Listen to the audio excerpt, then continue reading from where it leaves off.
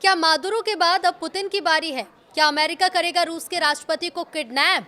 Trump ने खुद इसका जवाब दिया है। नमस्कार, न्यूज़ 18 का डिजिटल प्लेटफॉर्म आप देख रहे हैं और मैं हूं रितु सिंह। डोनाल्ड ट्रंप के आदेश के बाद अमेरिका ने वेनेजुएला पर हमला किया था। इस हमले के बाद निकोलस मादुरो को अमेरिका अपने साथ ले गया। अब पूर्व राष्ट्रपति के खिलाफ ड्रग तस्करी समेत अन्य मामलों में मुकदमा चल रहा है। वेनेजुएला पर हमले के बाद अमेरिका ने एक रूसी जहाज को भी पकड़ लिया।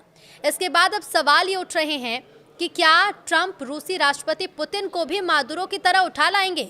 अब इस पर ट्रंप ने जवाब दिया है। वेनेजुएला पर हमला करके अमेरिका राष्ट्रपति निकोलस मादुरो को उठा ले गया। इसके बाद सवाल उठ रहे हैं कि क्या अमेरिका रूस के खिलाफ कुछ ऐसा कर सकता है? अब इसे लेकर खुद अमेरिका के राष्ट्रपति डोनाल्ड ट्रंप ने सफाई दी है। उन्होंने रूस के राष्ट्रपति व्लादिमीर पुतिन को पकड़ने या उनके खिलाफ किसी भी तरह के सैन्य मिशन की संभावना को सिरे से खारिज कर दिया है। अमेरिकी ऑपरेशन के बाद ये सवाल उठाया गया था कि क्या अमेरिका भविष्य में दूसरे देशों के नेताओं के खिलाफ भी ऐसी कार्रवाई कर सकता है। इस बीच ईरान की ओर से ऐसी आवाज उठ रही है कि मादुरो की तरह ही ट्रंप को हिरासत में लिया जाए। एक सीधे सवाल के जवाब में ट्रंप ने कहा कि मुझे नहीं लगता कि इसकी जरूरत पड़ेगी। उन्होंने ये भी कहा कि अतीत में उनके पुतिन के साथ अच्छे संबंध रहे हैं, लेकिन अब वो उनसे काफी निराश हैं। ट्रंप का ये बयान ऐसे समय में आया जब अमेरिका की विदेश नीति आक्रामक रुख की ओर बढ़ती नजर आ रही है। अमेरिका ने रूस के एक शैडो शिप पर अपना कब्जा कर लिया है।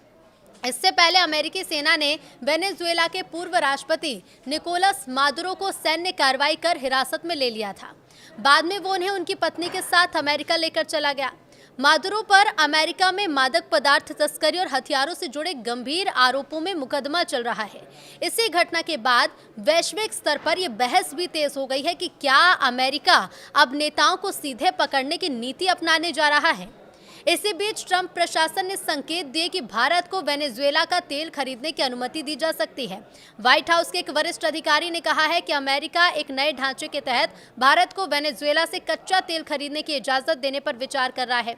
अधिकारी के मुताबिक इस व्यवस्था पर बातचीत चल रही है और अमेरिका इसके नियंत्रण में रहेगा। अमेरिकी ऊर्जा मंत्री के बयान का हवाला देते हुए कहा गया कि यह सुविधा लगभग सभी देशों के लिए खोली जा सकती है। तो क्या ट्रंप को उठा ले जाएगा ईरान? दूसरी तरफ ईरान से बेहद तीखी प्रतिक्रिया सामने आई है। ईरान की supreme council of the cultural revolution के सदस्य हसन रहीमपुर अजघादी ने ट्रंप को खुलेआम धमकी दी है।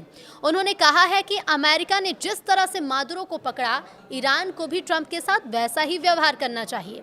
अजघादी ने यहां तक कहा कि ट्रंप को कीमत चुकानी होगी और जरूरत पड़ी तो अमेरिका के भीतर भी ऑपरेशन किए जा सकते हैं।